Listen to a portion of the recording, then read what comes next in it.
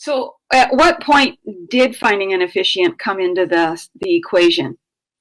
So that was actually, like Sarah said, that was the very next step. And for me, when we got you to do the ceremony, we were like, oh my gosh, this is really happening now. This is for real serious. I remember, like, I took a picture of us on the phone with you, like on speakerphone, like, we're really doing this. Oh my gosh.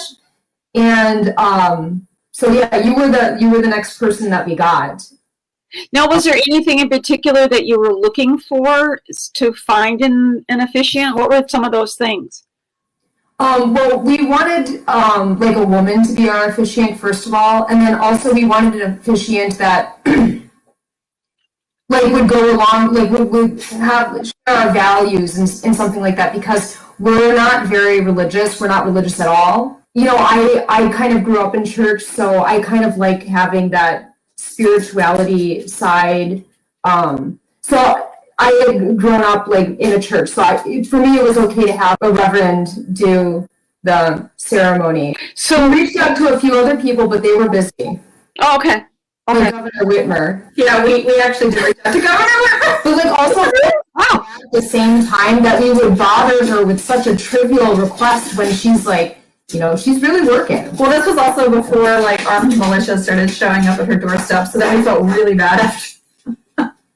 Well, maybe it had been a nice diversion or something. Was there anything else that was important to you in finding an officiant? She actually looked up LGBT Wedding Officiant Michigan to see what would come up, and so we liked that, and that it was treated with respect, not fanfare. Oh, yeah. That makes any sense. So that is something that I really liked a lot about you, and I read through your site, and I read through, you had some testimonials from some of your other married couples, and I liked what they had to say, and I liked, a lot of them said that you made them feel, you know, very warm and fuzzy, and that comforted, and that you were a really, really great presence at their wedding, and that's what we wanted. Cool. Well, that's good. I'm glad that I had the opportunity to share that experience with you guys, because it was the music and everything. I mean, there were so many different elements of your ceremony that had nothing to do with me, that were just very unique. It was really. We couldn't have done it without you. So I mean. Well, yeah, of course. Of course. Now, yeah. Do you have any suggestions that you would give to other people who are looking for an officiant, like questions that you think are important for them to ask? It's almost what we didn't have to ask you, or that you didn't have to ask us. It was all very seamless in terms of the LGBT wedding part of it. It was all very seamless. It was just like we were any other couple, because we are just any other couple. It wasn't exactly, yeah, a big deal. In terms of asking for an officiant, one thing that we had asked you and you were really amazing with is, what are you going to include in the ceremony? And then we got back on the phone and you went through that rundown of how it would go. And then, you know, you talked to us about certain things. Oh, I like that line. Can we keep that? Oh, maybe that's not really for us. Can we lose that? And that was huge. It was just like, oh, I got it. Don't worry about it. I know what I'm doing. You really went through all of it and you personalized it for us. And it really felt like us. So that was really great. That's what I try to do. And I am aware, I think, when I get a call from an LGBTQ couple, that they really want to make sure that I get them, and I'm not going to judge or force anything in any way. It was crazy to me that I got married and some of the people who were closest to me haven't met my wife in person yet because of the pandemic. It's really weird. I've got friends too that haven't met her, so that's bizarre. We've actually spent more time together in our relationship in the pandemic than we have before the pandemic started. Yeah. Wow. Well, that's good though. Yeah, we moved in together 2 months before everything locked down, so it was really a sink or swim.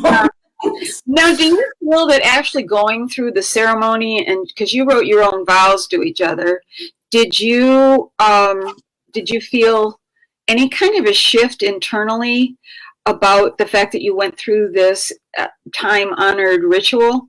Oh, well, I think I'm still like grappling with what happened, but definitely something like really, really big happened.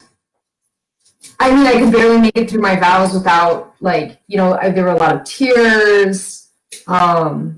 It was a very powerful moment. So powerful, like I said, I'm still thinking about, you know, what happened and like reliving it. It was such an amazing day. The whole experience was just so amazing. Yeah, I did feel like kind of a monumental shift.